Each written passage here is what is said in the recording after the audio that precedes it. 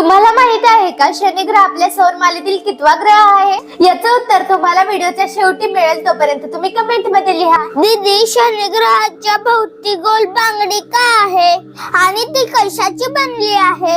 अरे सम्राट, ती बांगडी नाहीये, त्या शनीच्या कड्या आहेत. ते मुख्यतः बर्फाचे तुकडे, धूळ आणि खडकांपासून बनलेले आहेत. काही तुकडे तर आपल्या घरा एवढे मोठे आहेत.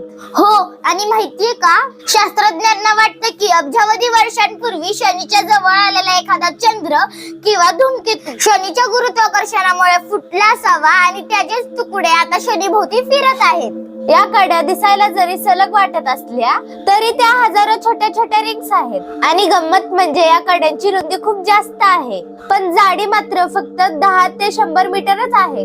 म्हणजे शनीने आपल्या तुटलेल्या चंद्राचे दागिने बनवले आहेत तर? अगदी बरोबर बाळा. आणि तुम्हाला माहितीये का, शनी ग्रह आपण रात्रीच्या आकाशात अगदी उघड्या डोळ्यांनीही पाहू शकतो. बर्फ आणि दगडांचा हा सुंदर हार शनीच्या सौंदर्याचा विज्ञानाकडे आहे सारं. मित्रांनो, शनी सोडून इतर कोणत्या ग्रहांना कड्या आहेत? कमेंट मध्ये नक्की सांगा.